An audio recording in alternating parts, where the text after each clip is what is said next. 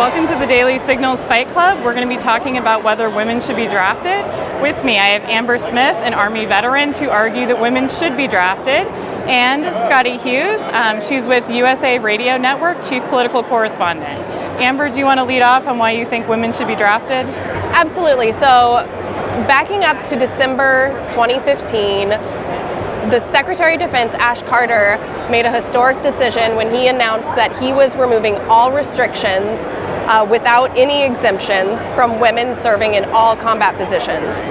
So prior to the December change-up, women could serve in the military, but they weren't allowed to serve in the infantry. They weren't allowed to serve in special operations like Navy SEALs or Delta or any of those direct ground roles. They were still serving in some of those positions, but it wasn't basically official in terms of on paper, you could say.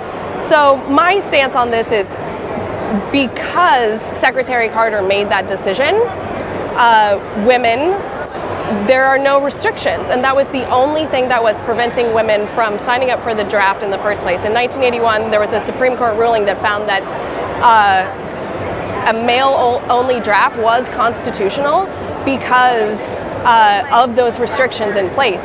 They reviewed it in 1994, found it to still be correct, and so now that that restriction is up, it's, you can't have it both ways when it comes to equality. Women are now allowed to serve in these positions. Why are they not signing up for the draft? Okay, Scotty, what's your take? Well, first of all, thank you, Amber, for your service. That is amazing. You are definitely a mentor to a lot of both men and women, but there's no problem. I always tell my daughter about your story as being in the service that you did, so thank you for that. On that note, women serve a very, very valuable part in the military, in a wide variety. And now, like you said, they've opened it up to the front lines. But there's a difference between volunteering to serve and being forced to serve. Now, fortunately, we've only had really one case and example where we had to draft. But at the same time, going forward, we have to admit there is a difference between men and women. While yes, I am all for equality, when it comes down to it though, unless you can find a way for men to start birthing the babies and continuing the cycle, then I don't think we need to be putting women in any more harm's way for a variety of reasons on those front lines and forcing them to take that. As a wife of an Army captain, as a mother of a son and a daughter, I don't want to start having to teach my son and say, no, you don't need to have the idea of taking care of women. This idea of chivalry, it needs to go away, because one day your life is going to be put equal to a female's life, both of you forced to serve on the front lines and saying, don't, at that point, chivalry's out the door. I like the way it used to be. I think we need to continue to preserve that. Okay. So one point that those who are against the draft have made is, are women in more danger in the military? Are they more likely to be injured? Are they more likely to be killed just because they have less physical strength as a general population? What's your response to that? That is why equal standards are so crucial, because national security has to come first. It can't be a gender standard, it has to be a mission standard. So if you have a standard up here, physical, mental, emotional requirements, and you can meet those standards, then that is what is going to be required to keep you and your teammates safe and accomplish the mission. When we start getting into, men and women, yes, they are totally have different physical capabilities. So if only one woman can make it up here, then guess what? This isn't about standards. This isn't about quotas or double standards. This is about doing what is best to complete the mission. We're talking the military here.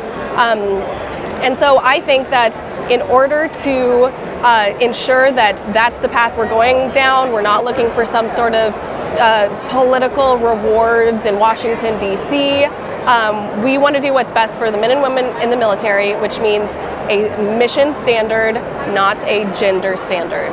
Okay, do you have a response to that? Are you concerned about women being safe in the military if they are forced to be drafted? Well, that's the key. We're talking about forcing here. It's not about talking about men's standards, women's standards. If you ask women to register, it's not for a draft and they are drafted. It's whether they can handle the standards or not. Now, granted, they can be put in different roles, but it is forcing all women to be drafted when they to register for the draft at 18. It's not sitting here, there's no standards involved. It's saying you will serve in the military. And there are roles that have certain demands over others. The question you have to ask her, we're already have 20% of the military is made of women, and that is a wonderful thing. But in 2014, the Department of Defense came out and said that there were 5,983 reports of sexual assault. That's alarming. That really is. And what's even more alarming is 62% of women reported it. That means that there was 38% of women that were afraid to report what was actually happening to them. Why is that? Because they were afraid of backlash, they didn't want the rumors, they didn't want the talk of it, they didn't want the investigation, and the majority of women that did report just went in for medical care, but didn't necessarily want prosecution of it. You are already having that sort of tension right now without a draft, without forcing people to be in it. What happens when you take somebody out of what they want to be doing and force them to do something? Those numbers will only escalate and make emotions go up even more. Okay. Do you have a quick response to Scotty's argument about sexual assault to women in the military? With the sexual assault side, I was actually the equal opportunity officer when I was in the Army. And there's a reason that the reporting numbers, I think, are always somewhat skewed. And it's because the victim has two ways of reporting. One is basically the official route where you go through your chain of command and it's more of a public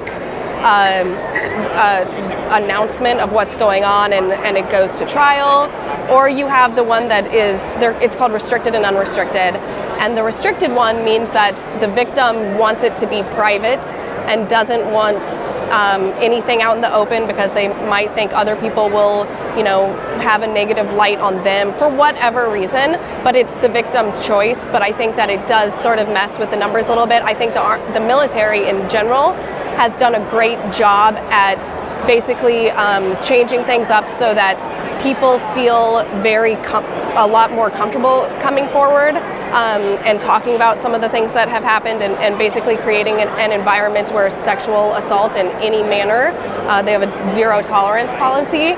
And also, I want to mention that there is a significant number of men who are sexually assaulted by men in the military. Okay. Scotty, one point that people have made that you yourself referenced in your remarks is a lot of women are in the military. Is it fair to allow women to be in the military but not be drafted? Absolutely. Like I said, life's not fair, number one, but there is a physical difference between the two genders of it. Growing up, we teach our men, we want them to open our doors. We don't want them to hit a woman. We want them to be kind. We want to show, we make it out as a society. There's a difference between men and women.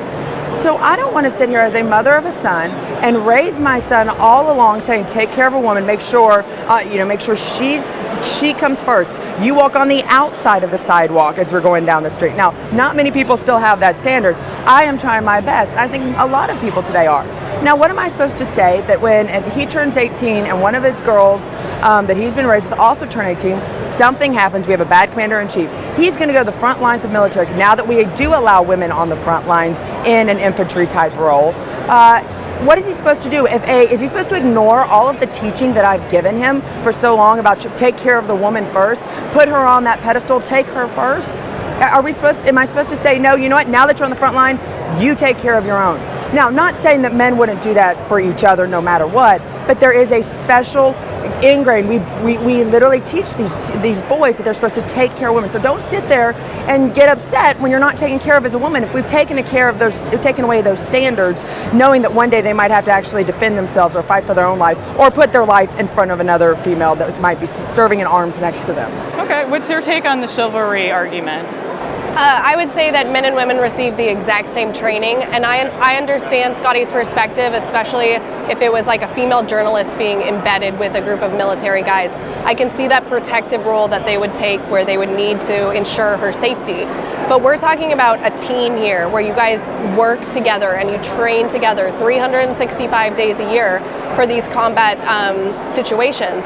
And so when you go out and you're in direct combat, I promise you, when the bullets start flying, you don't care if it's a man or a woman to the left or right as you, as long as they are shooting back and they are doing their job and their parts to complete the mission, so no one else is having to pick up slack. If it's a man or a woman, then they don't care as long as you are on the same team. I've talked to special forces, rangers, who are all in favor of women being able to try out for these special operations jobs. No guarantee for success, but have the opportunity to try.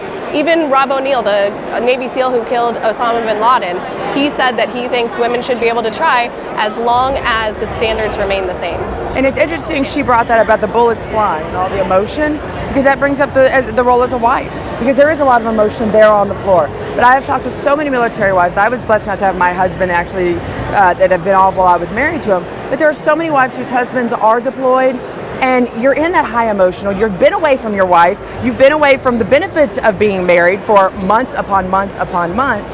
And you're out there, and no offense, you're hot, and a lot of women in the Army are very much so. The last thing I want my husband, after being away from me for 9 months and in a high stressful area, is to be next to you in some foxhole. I'm sorry, he's still a man, he's a red-blooded man. And I think a lot of wives, it's not against you, but what I'm saying, that does exist. A lot of military wives are very apprehensive about this new idea of putting attractive women in a very high stressful situation next to their husband. And you do see those rates, and you do see those things happen. Okay, well, clearly still a very contentious issue. Thank you so much, Scotty. Thank you, Amber. Vote on dailysignal.com and on Daily Signal Twitter whether you think Scotty or Amber has the right argument in this debate. Thank you.